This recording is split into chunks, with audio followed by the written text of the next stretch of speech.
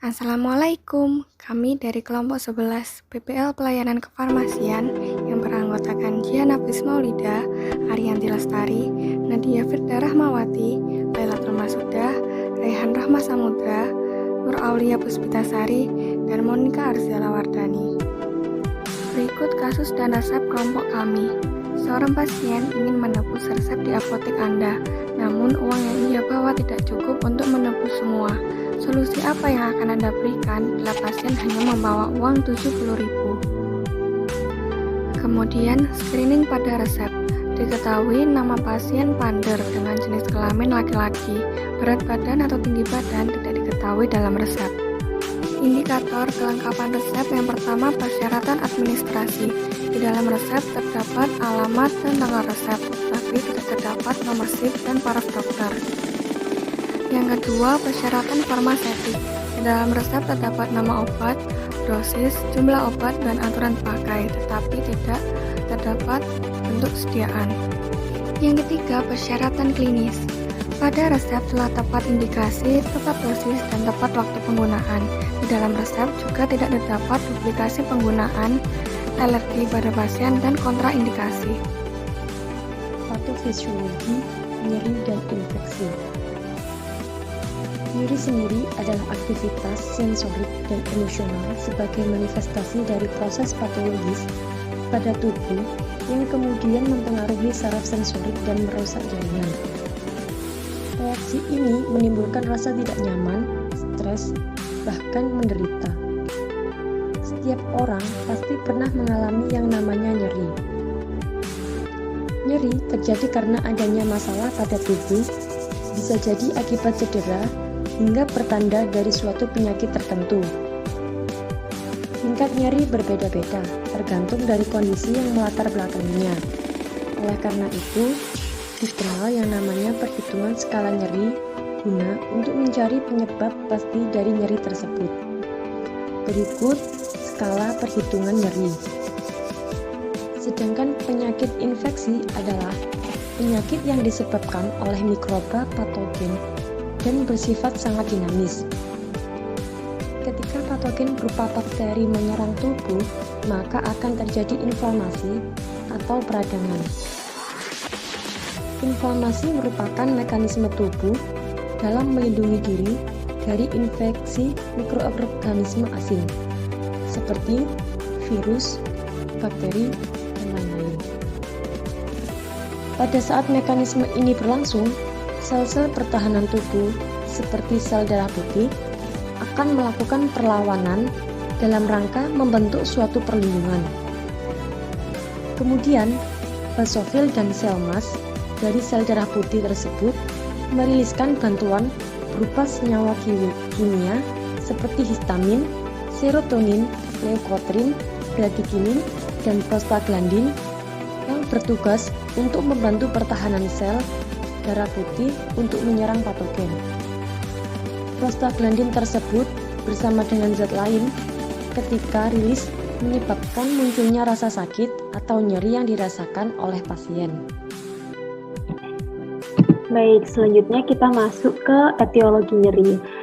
Nah, sebelum kita membahas lebih lanjut mengenai etiologi nyeri, kita harus tahu dulu apa sih etiologi itu. Nah, etiologi merupakan suatu studi ilmiah atau teori tentang penyebab penyakit tertentu. Di bidang kedokteran, istilah ini mengacu pada penyebab dari suatu penyakit atau gangguan kesehatan. Nah, ketika etiologi suatu penyakit tidak dapat ditentukan atau diketahui secara pasti, penyebab penyakit tersebut disebut idiopatik. Nah, untuk etiologi nyeri sendiri dibagi menjadi 4, yaitu nyeri nosiseptik, nyeri neuropatik, nyeri inflamatorik, dan nyeri campuran. Yang pertama yaitu nyeri nosiseptik, di mana nyeri ini merupakan nyeri yang sering terjadi karena adanya rangsangan atau stimulus mekanis ke nosiseptor. Nosiseptor adalah saraf aferen primer yang berfungsi untuk menerima dan menyalurkan rangsang nyeri. Nah, ujung-ujung saraf bebas nosiseptor ini berfungsi sebagai saraf yang peka terhadap rangsangan mekanis, kimia, suhu, listrik yang menimbulkan nyeri.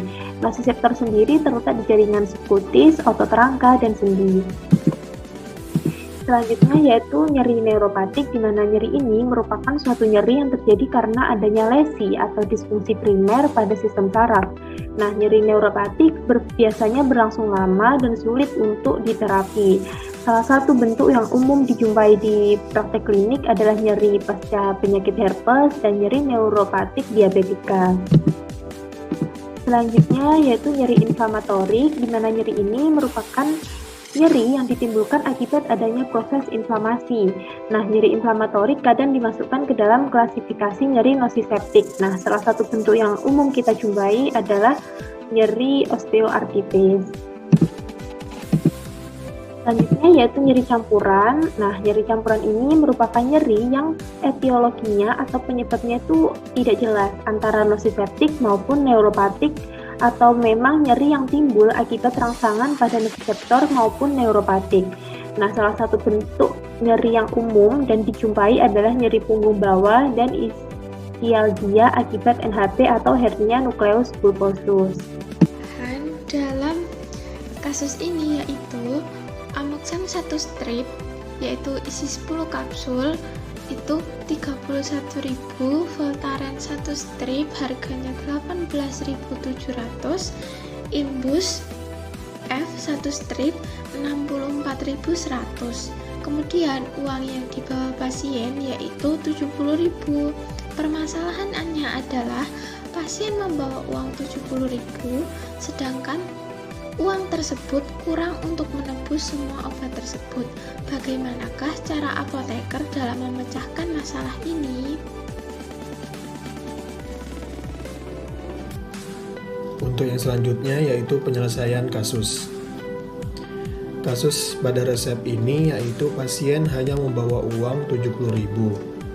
Sedangkan Amoxan dalam resep ini terdapat 15 kapsul dengan harga tiap kapsul 4.000 sehingga harganya 60.000. Voltaren pada resep ini terdapat 10 tablet dan tiap tablet seharga 8.000 sehingga harganya menjadi 80.000. Imbus Force dalam resep ini terdapat 10 tablet dan harga tiap tablet seharga 8.000 sehingga harganya menjadi 80.000. Totalnya 220.000. Tentu saja harga ini lebih tinggi dari uang yang dibawa pasien.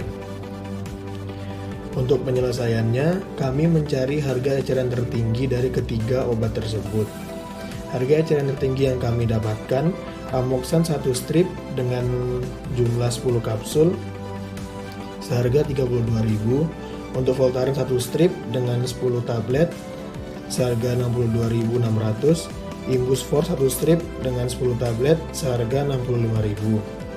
Jika ditotal didapatkan harga yang masih tinggi dari uang yang dimiliki pasien tersebut, sehingga kami memberikan solusi. Untuk solusi yang pertama yaitu Amoxan 1 strip dengan 10 kapsul dengan harga 32.000. Amoxan dalam resep berjumlah 15 tablet dan minimal konsumsi Amoxan selama 7 hari. Namun dengan uang yang dibawa pasien dan sudah diperhitungkan, minimal konsumsi Amoxan selama 3 hari untuk mendapatkan efek terapi. Apabila penyakit tak kunjung sembuh, pasien disarankan untuk bertanya ke dokter apakah perlu menambahkan jumlah Amoxan menjadi dikonsumsi selama 7 hari atau bagaimana tergantung kebijakan dokter tersebut. Untuk solusi selanjutnya yaitu Voltadex 1 strip sebanyak 10 tablet dengan harga 4.000. Voltaren dan Voltadex merupakan obat paten yang berisi natrium diklofenat. Pemilihan Voltadex pada kasus ini dikarenakan Voltadex merupakan obat paten dengan harga yang lebih murah. Masyarakat cenderung percaya jika mengonsumsi obat paten dibanding obat generik meskipun memiliki efektivitas yang sama. Untuk solusi selanjutnya yaitu Imbus Force 5 tablet dengan harga 32.500. Dikarenakan Imbus merupakan multivitamin yang dapat membantu proses penyembuhan. Total dari solusi yang kami berikan berjumlah 68.500.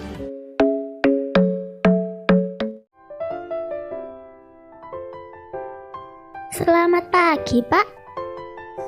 Selamat pagi, Bu. Selamat datang di Apotek Sehat. Perkenalkan, saya apoteker Kyunso yang bertanggung jawab di apotek ini. Ada yang bisa saya bantu? Saya ingin menebus resep dokter yang saya bawa dari klinik Maliki. Niki resepnya. Baik Bu, saya lihat terlebih dahulu untuk resepnya. Mohon maaf Ibu, ini resepnya menghabiskan biaya sekitar 160.000. Mohon maaf Pak, tapi saya hanya membawa uang 70.000. Apa boleh saya tebus sebagian saja obatnya? Baik Ibu, bisa. Mungkin untuk beberapa obat saya konfirmasikan dahulu kepada dokter apakah boleh menggantikan obat dengan mekanisme yang sama, namun dengan harga yang lebih murah. Nggih, baik Pak. Mohon ditunggu sebentar ya.